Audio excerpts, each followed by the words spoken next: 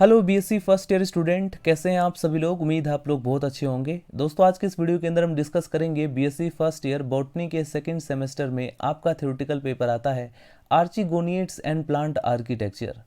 दोस्तों, इस सेमेस्टर से ऑलरेडी मैं कई सारी वीडियोस अपलोड कर चुका हूं जो कि आपके एग्जाम पेपर के लिए मोस्ट इंपॉर्टेंट है। तो अगर आप उन वीडियोस को देखना चाहते हैं तो डिस्क्रिप्शन बॉक्स में आपको लिंक मिल जाएगा, या फिर आप चैनल के अंदर जाएंगे, आपको एक अलग से प्लेलिस्ट मिल जाएगा। आज के इस वीडियो के अंदर हम कवर करेंगे इक्विसिटम टेरिडोफाइटा का पार्ट थर्ड।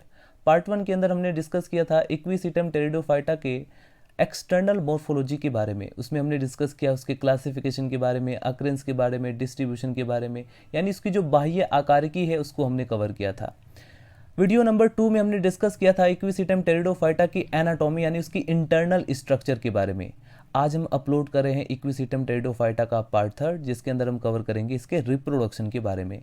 रिप्रोडक्शन इसका एक मोस्ट इंपॉर्टेंट टॉपिक है एग्जाम पेपर में, लॉन्ग क्वेश्चन में 7.5 नंबर या 10 नंबर में। ये डिपेंड करता है कि आपका एग्जाम पैटर्न कैसा है, उसके अकॉर्डिंग पूछा जा सकता है लॉन्ग क्वेश्चन में।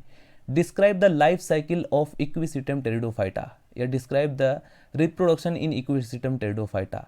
किसी भी तरीके से क्वेश्चन पूछा जाए, आपको जो उसका आंसर देना है वो किस प्रकार से देना है, कौन कौन से डायग्राम आपको मेंशन करना है, थ्योरी में क्या क्या इंपॉर्टेंट है, कितना आपको लिखना है, वो सारी चीज़ें मैं इस वीडियो के अंदर डिस्कस करूंगा।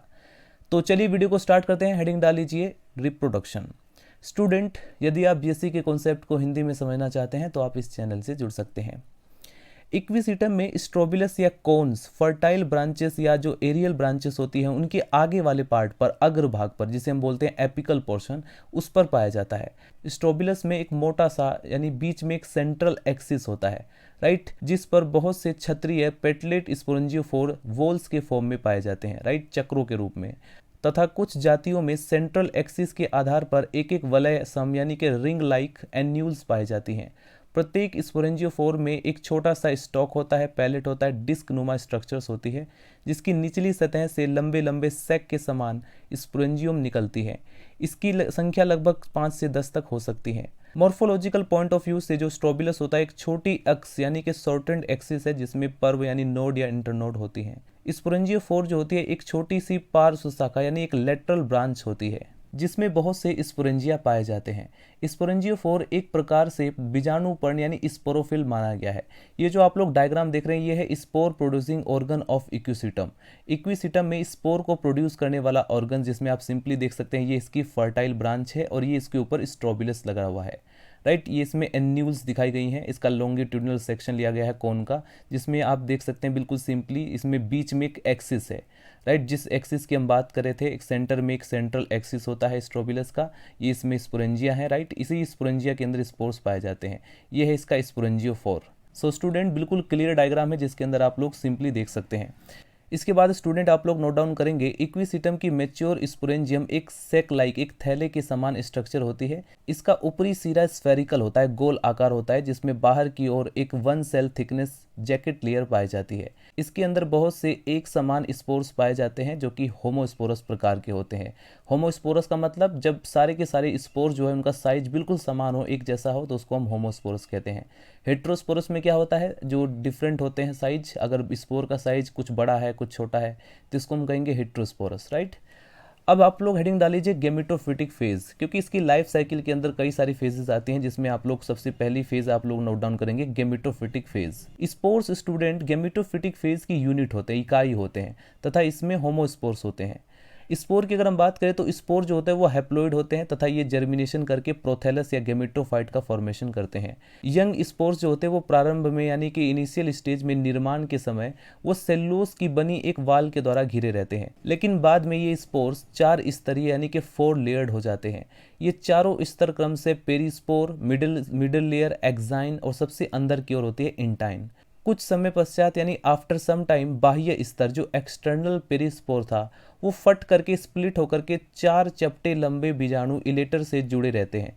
ये इलेटर्स जो होते हैं वो हाइग्रोस्कोपिक होते हैं, आर्द्रताग्राही। हाइग्रोस्कोपी का मतलब समझते हैं स्टूडेंट, जो कि एयर से मॉइस्चर को एब्जॉर्ब करता है, हवा से जो मॉइस्चर होता है, जो नमी होता है, उसको एब्जॉर्ब करने की प्रकृति होती है हाइग्रोस्कोपिक नेचर की, राइट। तो ये जो इलेटर्स होते हैं स्टूडेंट, ये हवा से यानी कि एयर से मॉइस्चर को एब्जॉर्ब करते हैं, इसीलिए इसे हाइग्रोस्कोपिक कहते हैं। तथा ये नम अवस्था में, मॉइस्ट कंडीशन में बीजाणु के चारों ओर और लिपटे रहते हैं। ड्राई कंडीशन में ये अलग अलग रहते हैं तथा प्रत्येक इलेटर्स अग्र सिरा जो होता है वो चम्मचों के आकार का स्पून शेप्ड होता है। इस प्रकार से मैच्योर स्पोर जो होता है वो यूनिन्यूक्लिएट होता है, यानी कि सिंगल न्यूक्लियस वाला, और क्लोरोफिल भी इसके अंदर पाया जाता है और स्फेरिकल स्ट्रक्चर होती है जिसमें 4 इलेटर्स पाए जाते हैं। और इन इलेटर्स का मेन फंक्शन क्या होता है, क्या काम होता है? एक तो ये स्पोरेंजियम के फटने में सहायक होते हैं, क्योंकि जब ये आर्द्रताग्राही है यानी कि हाइग्रोस्कोपिक है, हवा से एयर से मॉइस्चर को एब्जॉर्ब करेंगे तो उससे फटने में यानी कि जो भ्रष्ट है यानी कि स्प्लिट होने में उसको सहायता मिलती है। दूसरा, हाइग्रोस्कोपिक होने के कारण ये बीजाणुओं के डिफ्यूजन में भी सहायक होते हैं, आपस में एक दूसरे के साथ फंसकर कई बीजाणुओं को एक साथ स्वतंत्र करता है। तो ये इसका मेन 3 फंक्शन इसमें बताया गया है। स्पोर्स प्राय जो होते हैं वो इलेटर सहित स्पोरेंजियम में स्थित रहते हैं तथा शुष्क अवस्थाओं में यानी ड्राई कंडीशन में इलेटर्स की हाइग्रोस्कोपिक प्रकृति के कारण, यानी इसका हाइग्रोस्कोपिक नेचर है, इसके कारण बीजाणुधानी की भित्ति जो होती है वो फट जाती है, स्प्लिट हो जाती है और स्पोर जो होते हैं वो फ्री हो जाते हैं। अब आप लोग हेडिंग डाल लीजिए germination of spore and formation of gametophyte. जैसा कि हमने देखा लास्ट में स्पोर जो होते हैं वो फ्री हो जाते हैं, तो अब इनका होगा जर्मिनेशन। स्टूडेंट अब आप लोग हेडिंग डाल लीजिए germination of spore and formation of gametophyte. अब यहाँ पर जो स्पोर्स थे वो फ्री हो चुके हैं, तो अब इन स्पोर्स का होगा जर्मिनेशन, राइट। तो स्पोर विथ इलेटर्स स्पोरेंजियम से स्वतंत्र होकर के वायु द्वारा इधर उधर बिखर जाते हैं, यानी कि एयर की हेल्प से इनका डिस्पर्सल हो जाता है तथा इक्विसिटम में जो बीजाणु है, जो स्पोर्स है, वो स्वतंत्र होने के कुछ समय पश्चात आफ्टर सम टाइम्स तक ही क्रियाशील यानी विएबल रहते हैं। बीजाणु प्राय नदियां, तालाबों के किनारे या दलदल यानी मड से तथा नम भूमि से अंकुरन करते हुए पाए जाते हैं, यानी जर्मिनेशन करते हैं। स्पोर जो कि गैमेटोफाइट की यूनिट होते हैं, उचित आधार यानी उचित अवस्था या सबस्ट्रेटम मिलने पर ये अपने इलेटर को नष्ट यानी कि विथड्रॉ कर लेता है तथा सबस्ट्रेटम से चिपक जाते हैं तथा अनुकूल परिस्थितियां नहीं, जैसे ही फेवरेबल कंडीशन आता है तो ये 10 से 12 घंटों में ही जर्मिनेशन को स्टार्ट कर देते हैं, यानी इनका अंकुरन प्रारंभ हो जाता है। स्पोर्स अपने अंकुरन यानी जर्मिनेशन के समय पहले ही एक ट्रांसफर डिवीजन द्वारा विभाजित होकर के एक छोटी सी राइजोइडल सेल्स तथा एक बड़ी सेल्स बनाते हैं। निचली मूलांग सेल में क्लोरोप्लास्ट नष्ट हो जाता है तथा पदकोशा लंबी होकर के राइजोइड्स का निर्माण करती है, जबकि जो अपर बिगर सेल्स होती है उसमें क्लोरोप्लास्ट होते हैं तथा इसमें गैमेटोफाइट का शेष भाग बनता है। अब आप लोग हेडिंग डालीजिए structure and development of sex organs on the gametophyte, यानी गैमेटोफाइट पर जो सेक्स ऑर्गन्स का डेवलपमेंट होता है उसकी स्ट्रक्चर, उसके बारे में अब हम डिस्कस करेंगे। तो फेवरेबल कंडीशन में 30 से 40 दिन की अवस्था वाले गैमेटोफाइट का सेक्स ऑर्गन्स बनना शुरू हो जाता है। सेक्स ऑर्गन्स आदि जो होती है वो इनिशियल सेल्स प्राय गैमेटोफाइट के मेरिस्टेमेटिक प्रवेश में उत्पन्न होते हैं तथा सेक्स ऑर्गन्स प्राय मेरिस्टेमेटिक प्रदेश में ही स्थित रहते हैं। इक्विसिटम का गैमेटोफाइट डायोसियस या मोनोसियस है, एक कंट्रोवर्शियल प्रश्न है, यानी कि इस पर अभी तक कंफर्म नहीं है कि ये डायोसियस है या मोनोसियस है।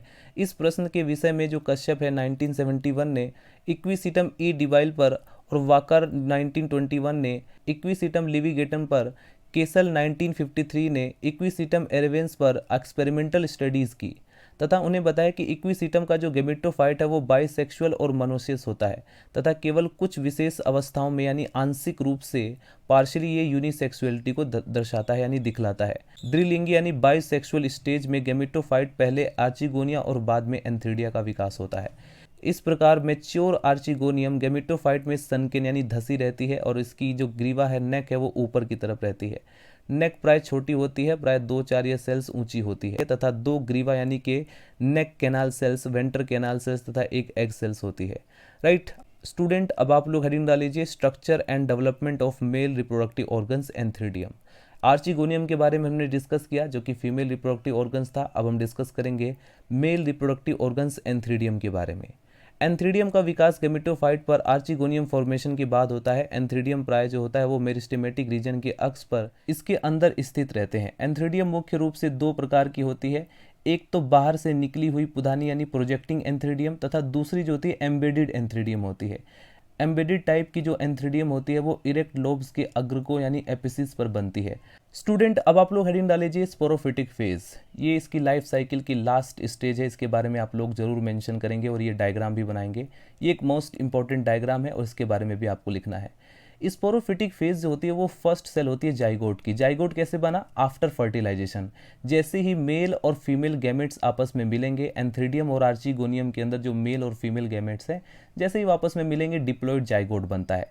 अब ये जो जाइगोट है ये जर्मिनेशन करके एम्ब्रियो का फॉर्मेशन करता है और इसके बाद यंग स्पोरोफाइट बन करके बाद में ये एडल्ट स्पोरोफिटिक प्लांट में कन्वर्ट हो जाता है। तो ये है इक्विसिटम स्पोरोफाइट, इसकी रूट दिखाई गई है। ये इसका गेमेटोफाइट प्रोथेलस है, ये इसका स्पोरोफाइट स्टेम दिखाया गया है। इस डायग्राम के अंदर शो किया गया है showing development of embryo and new plant of equisetum. Equisetum का एक नया प्लांट इसमें शो किया गया है, राइट, कैसे उसका डेवलपमेंट होता है। नेक्स्ट वीडियो के अंदर हम स्टूडेंट कवर करेंगे एजोला के बारे में, राइट। एजोला भी एक मोस्ट इंपॉर्टेंट टॉपिक है, कई बार 2 नंबर में आ जाता है तो कई बार लॉन्ग क्वेश्चन में भी आ जाता है। तो स्टूडेंट, उम्मीद है आपको इस वीडियो से काफ़ी हेल्प मिला हो। अगर आपको थोड़ा सा भी हेल्प मिला हो तो आप लोग इस चैनल को सब्सक्राइब करें, वीडियो को लाइक करें। मिलते हैं स्टूडेंट नेक्स्ट वीडियो में। Bye bye, Tata.